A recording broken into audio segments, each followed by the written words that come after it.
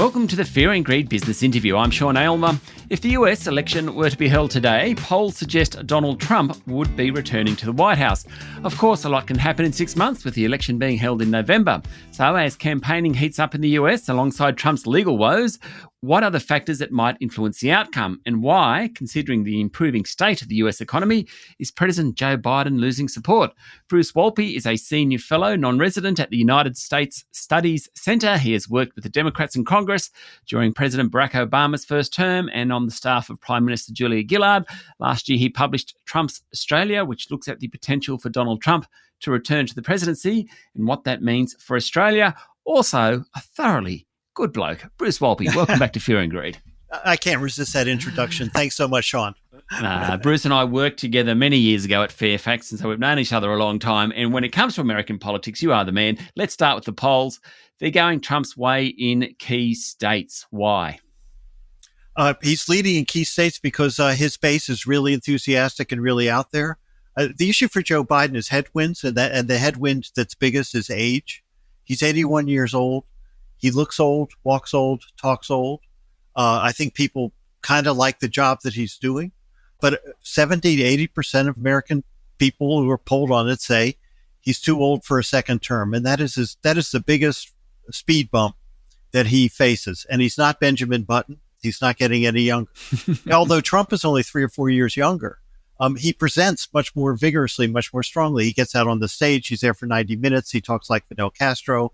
And people say, wow, yeah, you can do the job. You did the job. You can do the job. So Biden is losing support among key constituencies inside the Democratic Party. Young people less inclined to vote for him. Black men who remember a pretty good economy under Trump, they're less inclined to vote for him.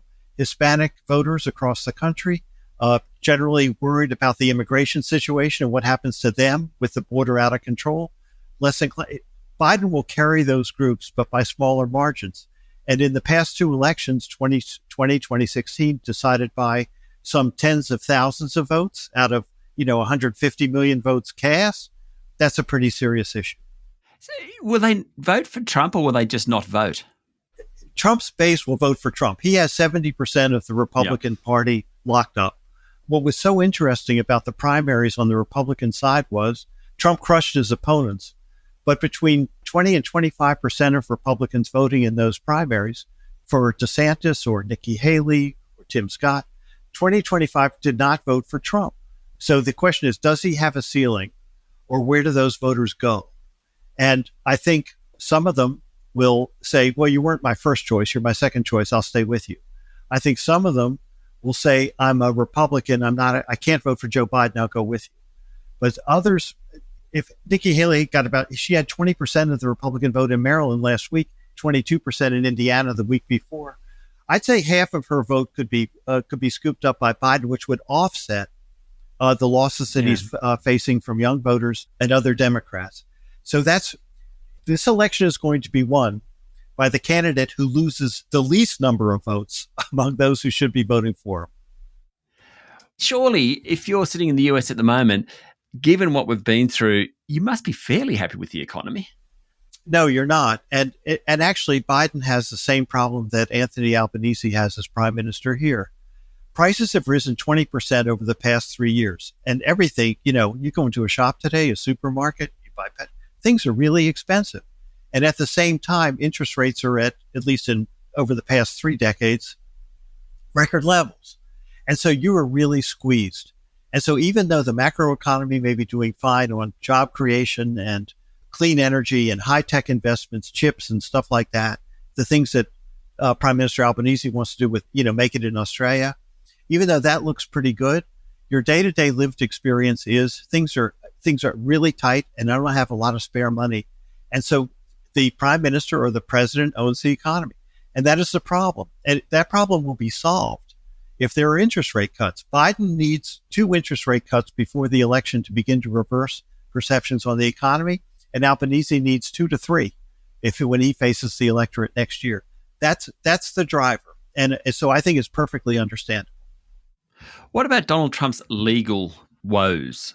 And certainly over the past few weeks, we've once again heard some pretty sordid details around payment of hush money to a porn star and what went on, etc. it doesn't seem to affect his popularity from where I stand, is it? Well, we're in real time and we have a real life experiment, and we're going to find out. I think the trial may be moving into its final stages over the next 7 to 10 days. And it's quite possible it'll go to the jury before May 27, May 28, the end of May. And then there will be a verdict. Now, if Trump is acquitted, I think that's highly unlikely because I think perceptions of the jury and how they're paying attention, there are going to be some guilty votes in the jury.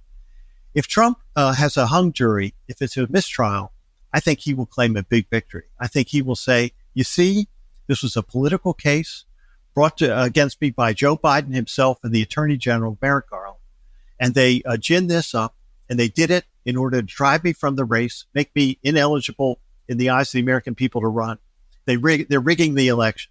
If it's a mistrial in New York, he can say, wow, even in one of the most left-wing communist cities in the United States, I won. Yeah. I think that's a big deal. But if he is convicted, then we're going to have this real-life experiment as to whether it will take a toll on him.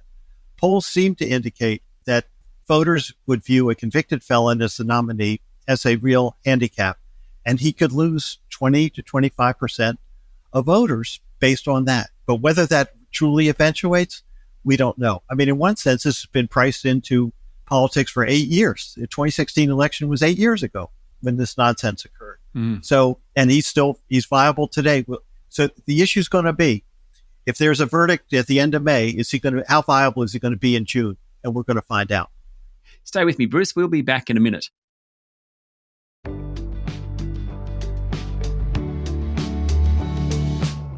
I'm speaking to Bruce Wolpe, Senior Fellow, Non-Resident at the United States Studies Centre. When you talk about Donald Trump, it's hard not to think of what he has done in terms of dividing politics, but also, the rule of law, questioning the rule of law. I know that you wrote about some of his more extreme views that were documented by Time magazine, stuff around abortion law, deportation of immigrants, loyalty oaths for civil servants. Just how divisive and polarizing a campaign are we going to see in the next 6 months? It's going to be very divisive and very polarizing. And that's exactly what Biden wants to do.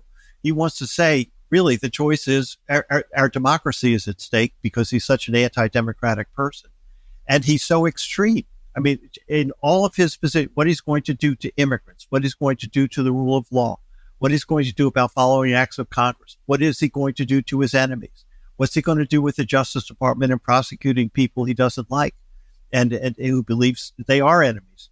So that's going to be the case. I still think there still is this two-sidisms.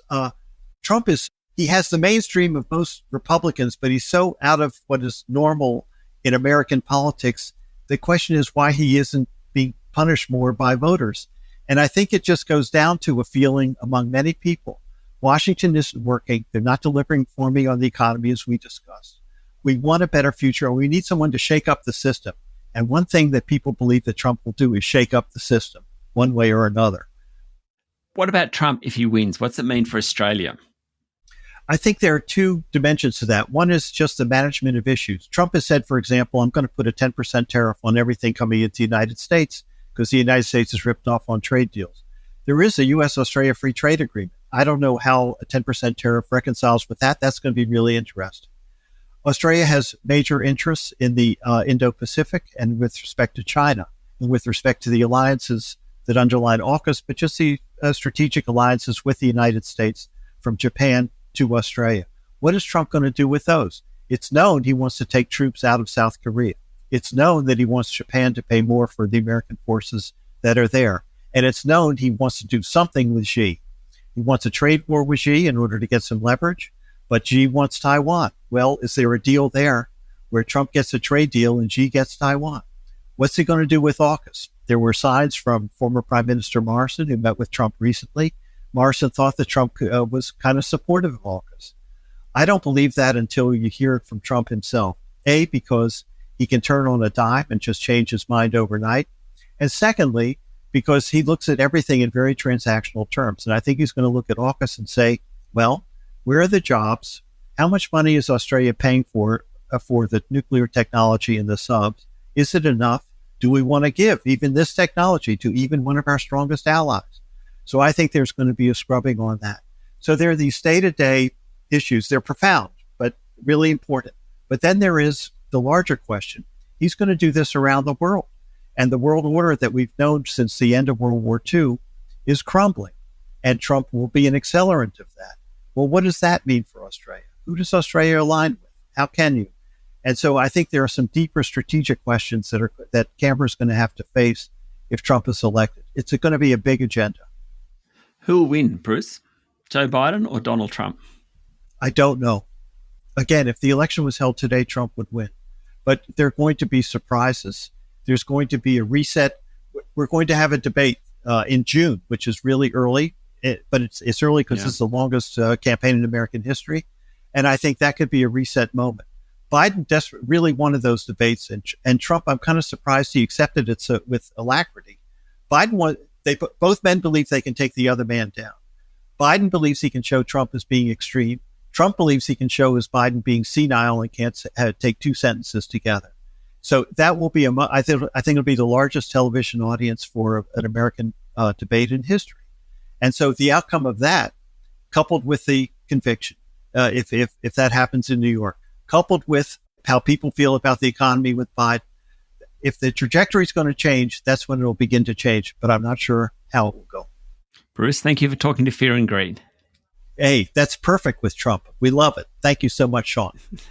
That was Bruce Wolpe, Senior Fellow, Non-Resident at the United States Study Centre. This is the Fear and Greed Business Interview. Join us every morning for the full episode of Fear and Greed, Australia's best business podcast. I'm Sean Aylmer. Enjoy your day.